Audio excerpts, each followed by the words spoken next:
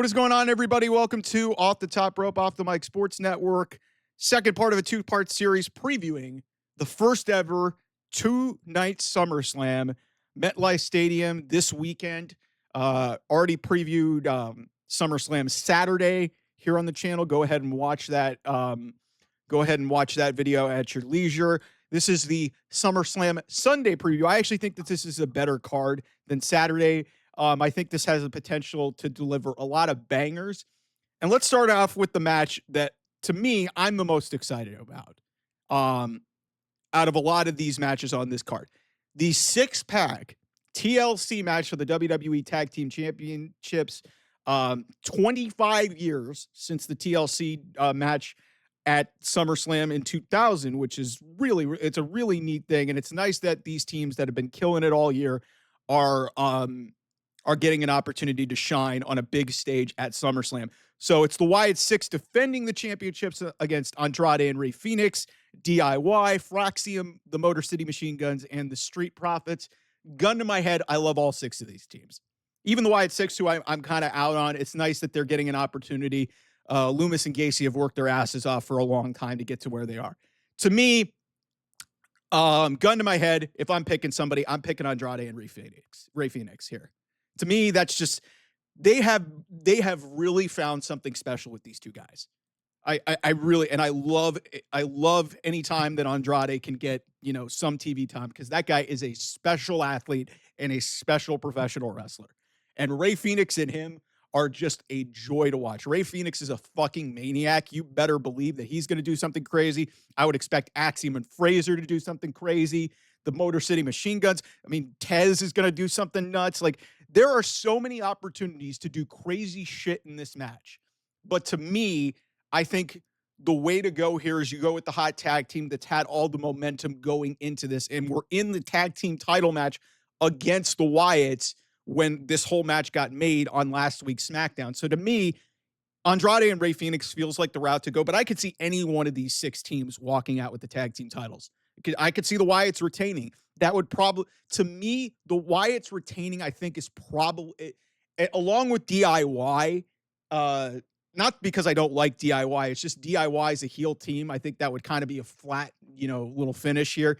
Some people aren't into the Motor City Machine Guns, but I think people would be genuinely happy to see them, win a championship. They won their first ones. I think they won those in Brooklyn, if I'm not mistaken. So, like I said, I'm looking forward to this. This is one of my favorite matches on the entire card the whole weekend. Another match I'm really looking forward to, Dominic Mysterio defending the Intercontinental title against AJ Styles.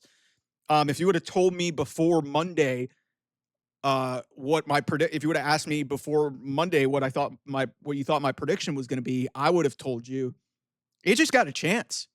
But AJ pinned Dom in a 6-person mixed tag. I don't know why. It didn't really need to happen.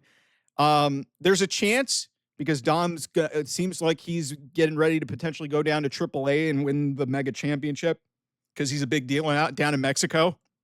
People love them some Dirty Dom. But I think Dom retains the Intercontinental title here. They've been building to this for a long time. AJ, listen, I love AJ. I don't think he needs to win this. I think this should be about validating Dom. If we're being honest here, I think this should be about validating Dom. He got the defining moment at WrestleMania. I think getting a second major PLE win under his belt. I mean, he won, obviously, at Backlash. He won at Money in the Bank. This is SummerSlam, the first two-night SummerSlam in a fucking stadium. I think if he goes over AJ Styles, I don't think AJ gets hurt by it. I think it's better for Dom and gives him some momentum going into that AAA match, that 4-way match that they're having I think it's later in August, if I'm not mistaken. So United States title, man, they're putting all the mid-card championships on the show. Like, interestingly enough, only one tag team match, and it's the ladder match. So Solo Sikoa defending the United States Championship in a steel cage against Jacob Fatu. This will be interesting to see how this plays out because it feels like this is tailor-made for Jacob Fatu to just get his win back. But with the steel cage stipulation, this gets a little bit weird because you better believe the MFTs are going to get involved. Jimmy Uso is going to probably get involved. There's going to be a bunch of weird shit that goes on in this match. But at the end of the day, I think Jacob Fatu will regain the United States Championship here. To me, I mean, I could totally see them keeping it on Solo, but the reality of the situation is Jacob's a fucking star. And giving him another major loss on a PLE would not be the greatest look in the world. That being said, I could totally see Solo escaping by the skin of his teeth because of the MFTs and some distractions, because they have this cop-out in the steel cage perspective, which I do not like, which is if you escape the cage first, you win. It should be about winning it in the ring. It shouldn't be about escaping. It's a cage is about keeping everything inside the ring. I don't get why WWE does that. So, Intercontinental title match, no DQ, no count out, last chance match. So if Becky Lynch wins, Lyra can no longer challenge for the Intercontinental title as long as Becky's champion. So it's Becky Lynch defending against Lyra Valkyria. Like I said, no DQ, no count out, no excuses. And like I said, if Becky wins, Lyra can't challenge. To me, I think Lyra's going to win here. A lot of people are throwing out the idea that Becky Lynch and Bayley could have potentially aligned themselves together to ultimately set the stage for a Bayley heel turn, and it would be something kind of interesting, the veterans aligning against the young up and comer. I think this is about this whole angle that they've been doing since WrestleMania has been about taking Lyra Valkyria to the next level. And I think what this will ultimately lead to is I think Bayley will ultimately have a choice. Maybe she attacks both of them, but I think Lyra is going to persevere and Lyra is going to win the championship, and she's going to be the new Women's Intercontinental Champion. Becky Lynch has done her job, and also to some respect, Bayley as well, in elevating Lyra to the next level. But this is about making that statement of Lyra Valkyria being the next big female star in this division. So Lyra, I think, wins this match. Another huge women's match on the show. Like the quality of women's matches on this night is just out of this world. Naomi defending against Rhea Ripley and Io Sky. Technically a rematch of the last 30 seconds of that match at Evolution, where Naomi's incredible cash-in really spoiled what was one of the great women's matches of all time. This has potential to be right up there with the match with Bianca Belair, with the triple threat at WrestleMania with Bianca Belair in the Naomi spot. And Io was the champion at that point. To me, what this comes down to is I'm going to say that Naomi retains here. To me, it just feels too soon to end Naomi's title reign after 3 weeks. You're going to really end it there when she's seriously, like, she has been, even before winning the title, since this heel turn, she has been otherworldly in this women's division. The women's division that has spectacular athletes, spectacular wrestlers, spectacular characters. Naomi is the best character in the women's division right now. She's the best character, because it's just her presentation is nailed. Her promos are awesome. She is killing it. Why would you end that right now? And I love Rhea Ripley. I love Io Sky. But why would you end Naomi's reign and cut her legs out from underneath her in 3 weeks? It's not happening. I don't know who she's pinning. I don't even think it really matters. Both Rhea and Io will be fine. But to me, Naomi needs to keep the championship, and then go to Paris and face Stephanie Vicaire, and we can figure out and have this conversation in another few weeks about what they want to do there. Because they could crown Stephanie, but I could still give you a compelling argument that Naomi should win this match.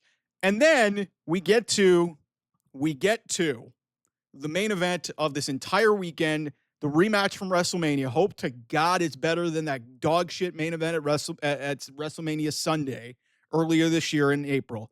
John Cena defending the undisputed WWE Championship in a street fight against Cody Rhodes. Cody Rhodes.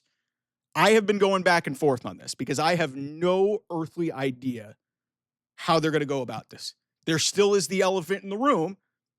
What if, hypothetically, Seth Rollins gets out of the first night and we don't see him? And whether it's CM Punk or Gunther wins the World Heavyweight Championship match and we don't have a cash-in. There is the convenient opening that Seth Rollins could walk into the scenario. If you watched my first video, I've already told you under the circumstances of my predictions, that cash-in has already happened. So it's John Cena and Cody Rhodes in a street fight straight up. Cody Rhodes is going to film Street Fighter. So the obvious outcome here is for Cody to get his win back. But Cody's not going to be there. So do we go that route? Or do we have John Cena retain and continue his run? What I'm predicting is going to happen here is I think John Cena is going to win. I think John Cena is going to retain the WWE Undisputed Championship here. It feels like Cody could win, but to me, you've got to do something extraordinary if you're going to have him just walk out with the win. Now, I could see this going another way and, Cody winning and then John Cena just turning babyface. But my problem is, where does that leave the WWE Championship? Cena's already been announced for Clash in Paris. So you could very easily have John Cena win the noble way. I don't know how you win a noble way in a street fight. And, you could have him ultimately go through Perth and go through Clash in Paris. And then, have him potentially just go through the second half of this run as babyface John Cena as the WWE champion. And maybe this is a hell of a lot better than whatever the heel version of John Cena was. So we'll see. But everybody seems to think that it was pretty obvious that Cody was going to win. But then obviously the Street Fighter thing, that's a little bit of a wrinkle in this whole thing. I don't think Cody Rhodes is going to turn heel. Although he did throw some gas to the fire where he basically was blatantly saying it's far off. So maybe Cody does turn heel. I don't see it, but to me, just based off the appearances and what has been announced and knowing what Cody's future looks like, I don't think Cody's winning the championship here. But maybe it's going to happen where John wins it the right way, because there's been a lot of heavy emphasis on Cody in his promo on the previous Friday Night SmackDown, basically saying, "Hey, listen, I want to see the real John Cena show up for this match. Show up. I don't want to see this bullshit that's been going on recently. I want to see the real John Cena." So that's the story of this match. And ultimately, I think we're going to get the real John Cena, and the real John Cena is going to take the WWE Championship to the end of the year and then ultimately drop it at that point. And we can figure out what we want to do at that point. So I don't think there's any harm in Cody losing here. Again, like I said, he's going off to do a movie. He's got a movie coming out in The Naked Gun this weekend. Yes, he's in that movie with Liam Neeson and Pam Anderson. So that's interesting. But yeah, I just don't know what scenario you can get to without a Seth Rollins cash-in that ends up with a Cody Rhodes win.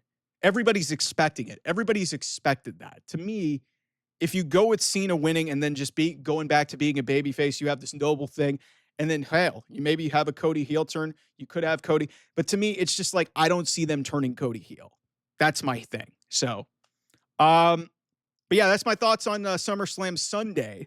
We'll have a lot of stuff coming throughout the weekend, and also after each night of SummerSlam, we'll have debating about having watch-alongs. But thanks for subscribing and watching the two-part series here. This should be a fascinating weekend. First 2 nights SummerSlam, expecting over 100,000 people in New York. That's incredible for a SummerSlam over an entire weekend. That's awesome. Anyways, thanks so much for watching. I'll see you guys soon. Bye-bye.